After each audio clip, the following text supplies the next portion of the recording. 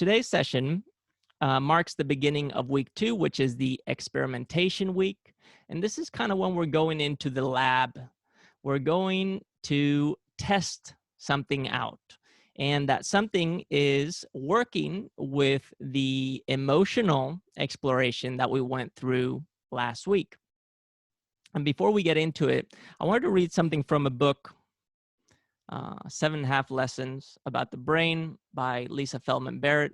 Super easy read and interesting if you care about neuroscience applied to life expression. And this is on the reality that we're creating, and you can find this in lesson 7. It's towards the end of the book. I just want to read this little bit for you because it's part of what we are doing here together. And this is what it says. Our brains can create reality. Most of your life takes place in a made-up world. You live in a city or town whose name and whose borders were made up by people. Your street address is spelled with letters and other symbols that were also made up by people. Every word in every book, including this one, uses those made-up symbols. You can acquire books and other goods with something called money, which is represented by pieces of paper, metal, and plastic, and is also completely made up. Sometimes money is invisible, flowing along cables between computer servers or traveling through the air as electromagnetic waves over Wi-Fi network. You can even trade invisible money for invisible things, like the right to board a plane early or the privilege to have somebody serve you at a restaurant. You actively and willingly participate in this made-up world every single day. It is your reality. It is real as your name, which, by the way, was also made up by people. In other words, everything that we are and do is us projecting meaning, worth, and function, and us obeying by that projection. And what we are exploring here together through this 21-day journaling is accessing practices, techniques, keys that will allow us to unlock doors that open ourselves up to new perspectives. And these new perspectives giving us a new vantage point, and this new vantage point allowing us to participate in the reality that we're creating in a slightly different way. And over time, create a new reality. And this is something that I, in the interface experience, some of you have been through it, represent by showing this. See if you can see this here. You may not be able to tell, but this is a key, an old key. I can't get it to focus, but it's an old key. And it's an old key that my sister, my older sister, found in a key factory that had burned down next to our family summer home in Sweden. And this key, as you can see, is incomplete. You can see that there's a key in there, but the borders are still around, the excess metal is still around, and you can see that there are no dentures in that key. Thus, it doesn't belong to a specific lock. Last week, what we did was we forged this key, but this key is not designed nor prepared to belong to a lock, to unlock a door. And we have the potential of doing that. We have the potential of making this a functioning key. And this week, what we're going to experiment with is trying to identify how and where to apply this key. And that's going to be our goal, our mission. And how are we going to do this? Well, we're going to explore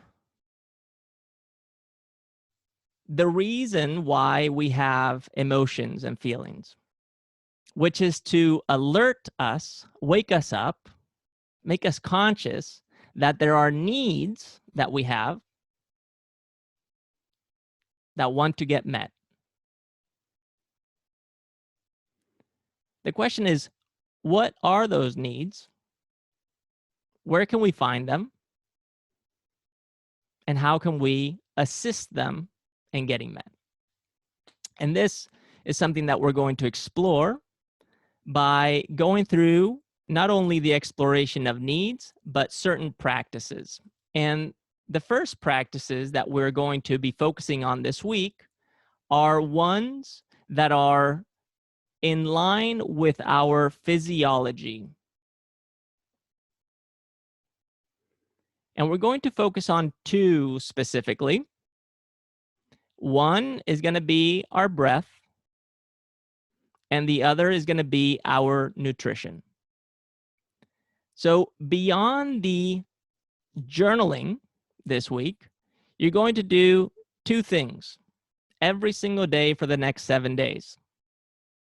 Number one, every time you sit down to have a meal, you're going to put your phone somewhere else. You're going to turn off the TV, unplug your headphones, and you're simply going to eat.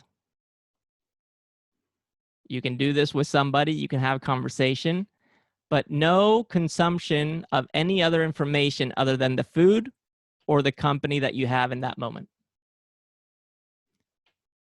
We're going to become conscious of how we nurture ourselves at the most fundamental level. That's practice number one. Practice number two, during your waking hours, let's say it's 16 hours on average, every single hour, you're going to set a little timer for yourself or a little reminder that is going to tell you to pause. You're going to completely disconnect from whatever it is that you're doing, unless you're in a critical situation and you can't separate yourself from that. And for 2 minutes, 120 seconds, you're simply going to pay attention to your breath. You're going to breathe in, you're going to breathe out. And you're going to ideally do this through the nose. So you're going to close your mouth, you're going to be quiet, and you're simply going to breathe in, breathe out, breathe in, breathe out. And I want you to do it for 2 minutes. And there's a reason for the 2 minutes. And it's because I want to give you a 30-second buffer on top of the 90 seconds that we experience an emotion. When that reminder kicks off, or that alarm kicks off and says, time to pause, you're going to be experiencing something. And in that moment, whatever you're experiencing, that emotion, that thought, you're going to translate it into simply focusing on your breath. And all I want you to do every hour for 2 minutes throughout the waking day is to pay attention to that. You don't have to write about it. You don't have to think about it. You simply have to do it. If you do nothing this week, if you do none of the journaling prompts, this will be enough. And you will know why probably in a few days, but no later than next Monday. Now, shifting gears, I want you to think about the process that we're going through kind of as our life. We are born, we grow, we, in some shape or form, reproduce, whether it's biologically, physically, or through our ideas, and then we die. That birth, growth, reproduction, and death is what we are going through as we explore our emotional fitness in relationship to our mental clarity and in relationship to our physical health. And I want you to notice how an emotion is born, it grows, you experience it, it reproduces into your thinking, into that mental concept, and then it either stays or it dies.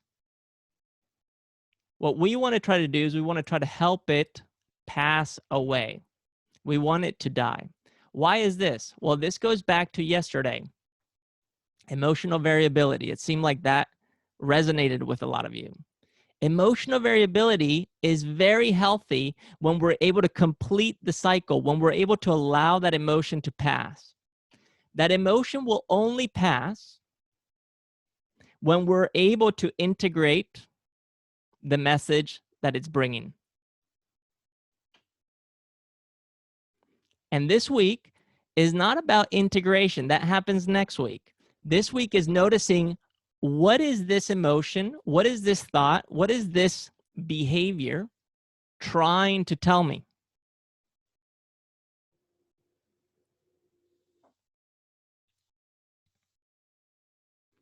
Now, if we go to Maslow's hierarchy of needs, which you're probably familiar with, this was something that was established, I believe, in the 1950s. At the most fundamental level, the need is a physiological one. We need to eat, we need to breathe, we need to hydrate, we need to sleep, we need to go to the bathroom.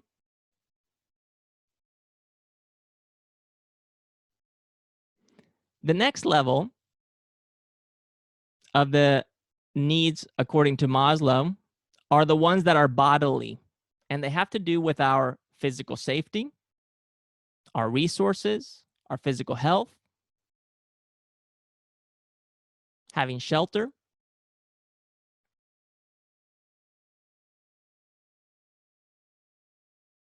On top of that, the next need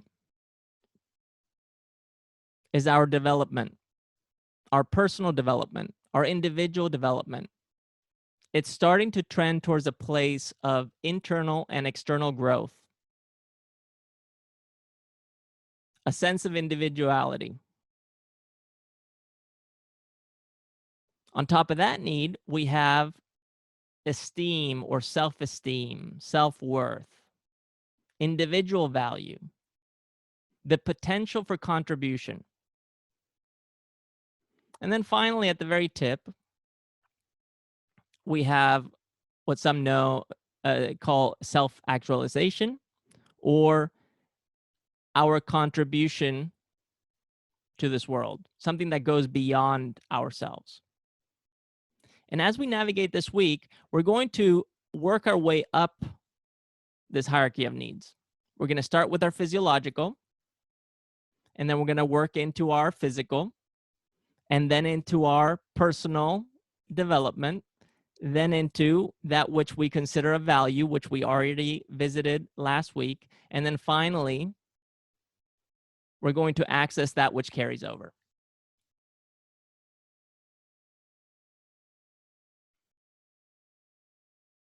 It's going to be very simple. That's the goal.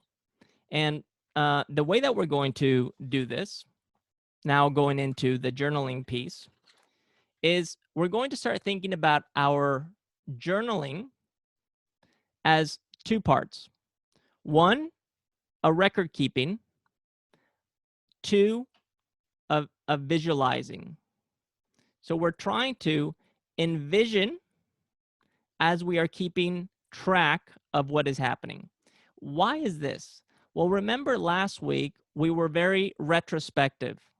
We were always going back in time. We were always reflecting on what had happened. This week, we're going to be more present.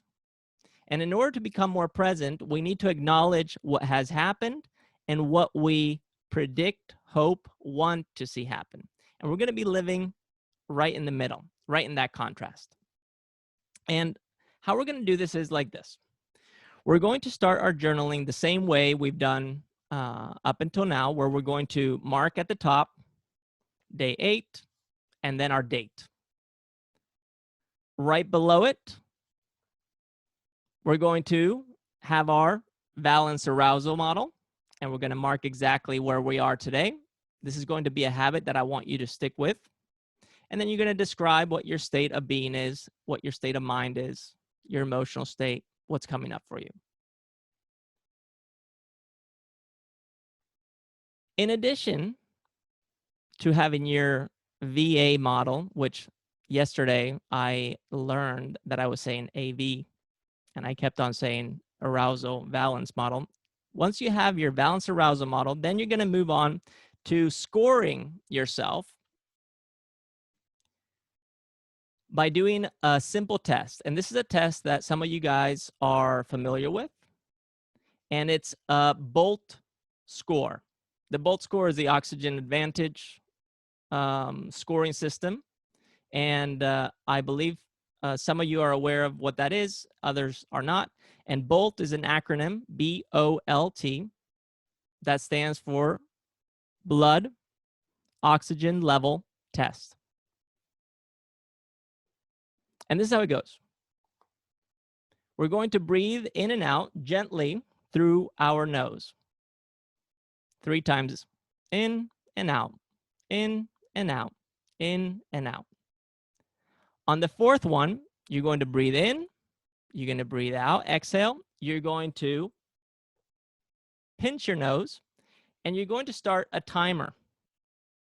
And you're going to time how long you can hold your breath without going to a place of dying of hunger, but just feeling a strong urge to take a breath. And in that moment, releasing the nose and then just going back to normal. And in the moment that you release the pinch, that's when you stop your timer.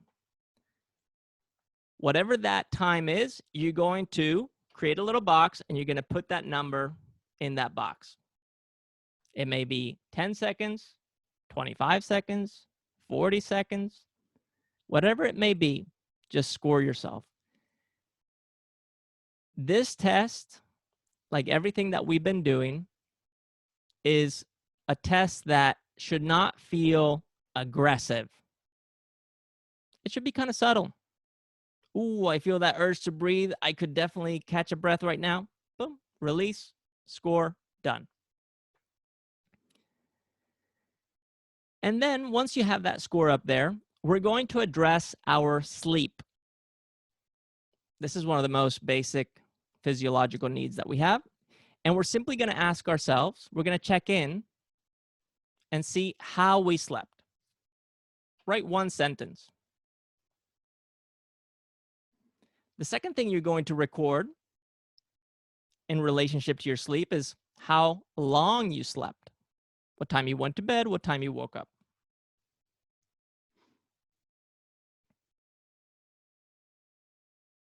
Then you're going to describe how you felt upon waking.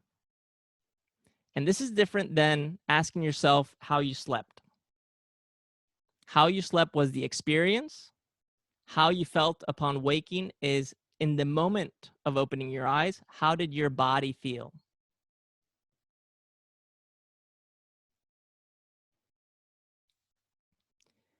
And then I want you to record if you woke up naturally, meaning you just naturally opened your eyes. If you woke up with an alarm clock, or if you were awakened by your kid, by some noise outside that startled you, an external force. And then this one may seem silly to some, but it's one of the most important. And the question is, did you dream? Did you have a dream or dreams? If you can remember your dream, I want you to describe it.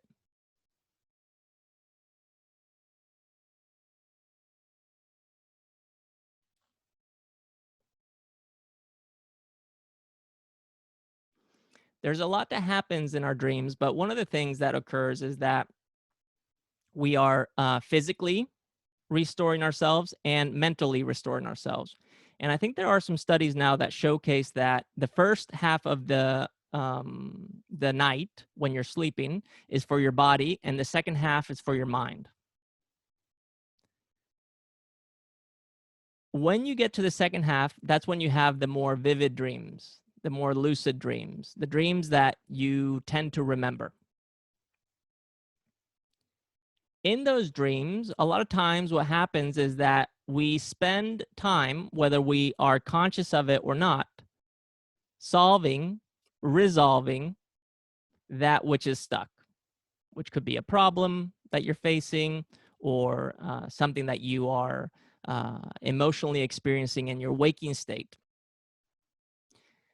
And this is something that I started doing when I was in gymnastics, because I would have these dreams where I was trying to perform a movement, but I could never embody it. I was always outside of my body. And by simply taking ownership of my dreams and incorporating them into my waking state, I started being able to access in my dream living in first person when I was performing a gymnastic skill. This is something that I also, later on when I was in my early 20s, I read The Power of the Subconscious Mind, and I learned about a German chemist who was the one who discovered the structure of a benzene molecule, which is an hexagon or a closed loop. And he was trying to figure out the structure of this molecule, and he was having such a hard time with the information that was out there. But one night he had this dream of a snake biting its tail, and he realized, that's what I was missing. I was trying to structure this molecule in a linear fashion when in reality it's a closed loop. And the moment he did that, he basically revolutionized organic chemistry and change the way that we talk about the relationship between chemicals, and thus change the medical field, change the physics field, and influence the mathematics field. It reverberated throughout the sciences. And this is something that you can access in your dreams, although subtle, can be extremely powerful. So don't discredit the dream description. And this is something you're going to do every day for the next 7 days. But for today, for day 8 specifically, I want you to ask yourself the very simple question, maybe hard to describe, is how do you not feel right now, but how do you want to feel?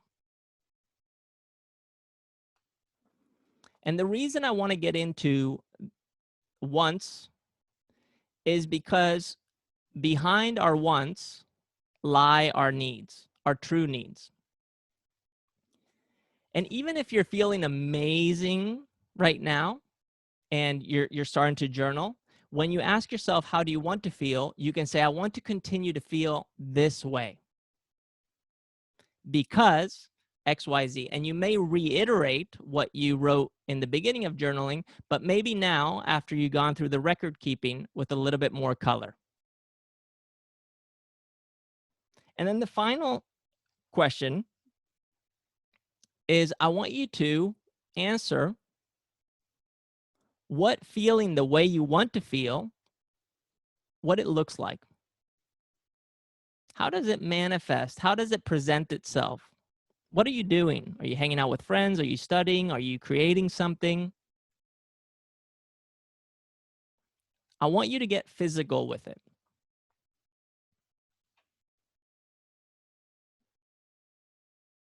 And no matter how deep you're able to go, how granular you're able to go, I want you to simply allow whatever's coming up for you to translate onto the page. And if you get to a point where you feel stuck, You're going to say 2 words. You're going to say, show me. Tell yourself, show me. Show me what I need to see. And just wait. Even if it doesn't come in that moment, it will come later that day or in your dream. So this, my friends, although maybe a little convoluted, hopefully is clear enough to get you started for the week. Any questions on anything that I shared? Bolt score and sleep dream assessments happen every day this week, correct? Yes, that's correct, Kyra. Any other questions? Maya, smile, love it. Exactly. Madalena seems like she's writing something, typing something. I'm waiting. Sarah, standing ovations.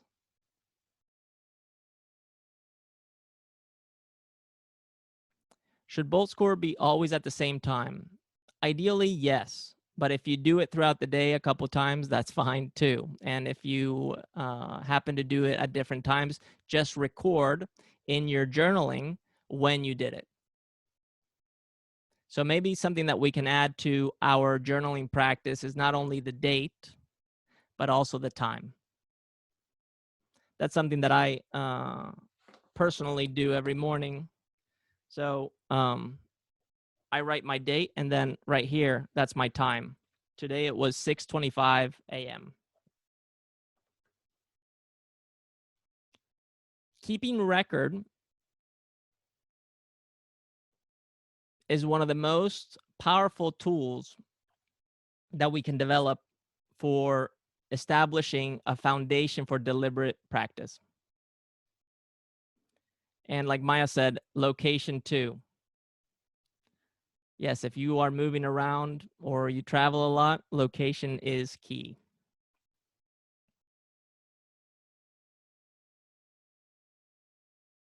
Okay. Something I've been thinking about, and I'm just going to add this to the tail end of today's session, is that as convoluted, as slippery, as esoteric, as foggy as this experience may be, leaning on the technical expression of what we're doing through the journaling serves as an anchor to crystallize that which is, what's the word?